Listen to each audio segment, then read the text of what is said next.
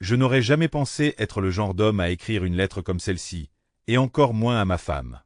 Émilie et moi étions mariés depuis 10 ans. Nous avions une maison ensemble, une vie que nous avions construite pierre par pierre avec amour, du moins c'est ce que je pensais. Mais parfois, les personnes les plus proches manient les couteaux les plus tranchants. Tout a commencé par un foulard oublié.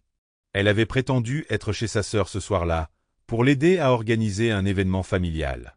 Mais quand j'ai ramassé l'écharpe qu'elle avait laissée, elle sentait l'eau de Cologne, pas la mienne.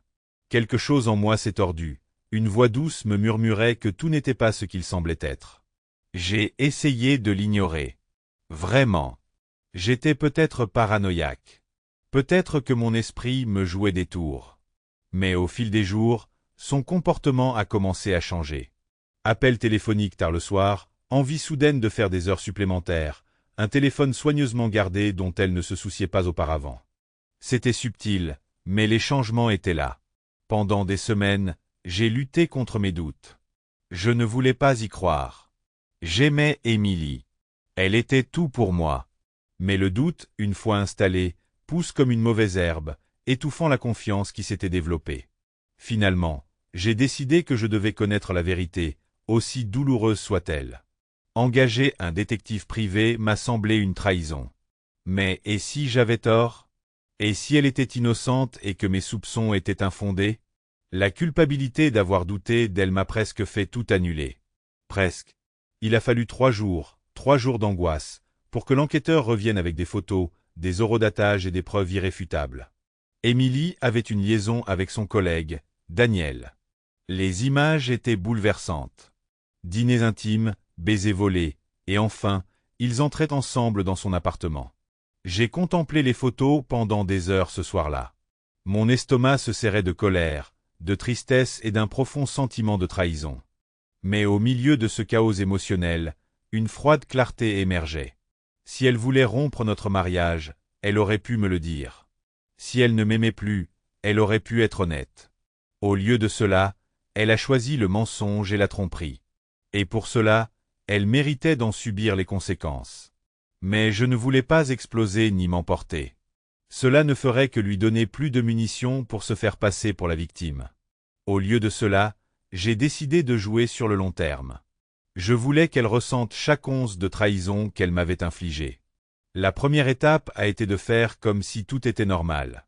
Je ne l'ai pas affrontée. Au contraire, je suis devenue encore plus attentionnée et affectueuse. Je lui ai préparé ses plats préférés, organisé des soirées en amoureux et lui ai même acheté des fleurs.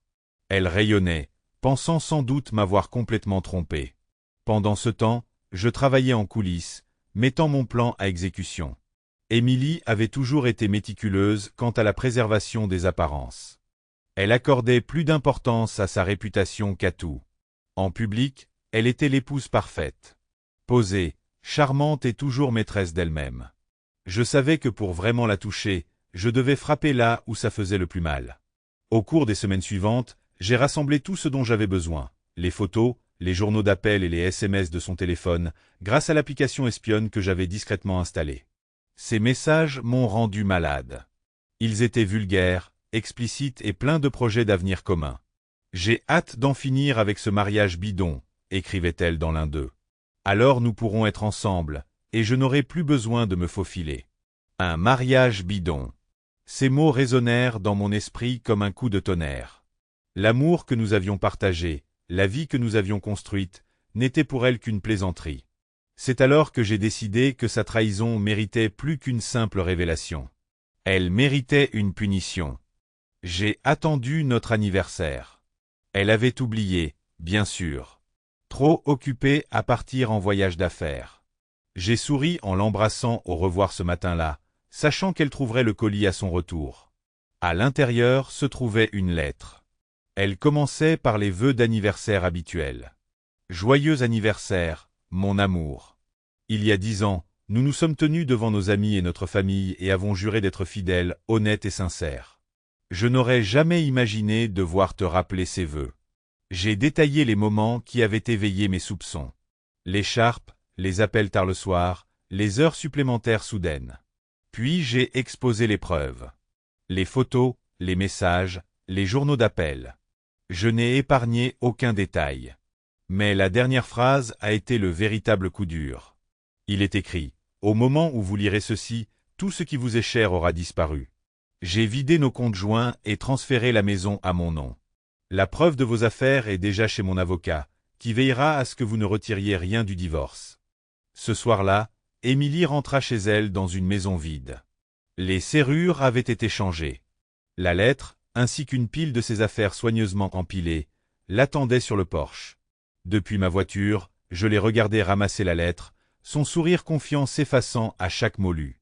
Arrivée au bout, elle s'est effondrée au sol, hurlant d'angoisse. Cela aurait dû être une victoire. J'aurais dû être satisfait de la voir souffrir autant que moi.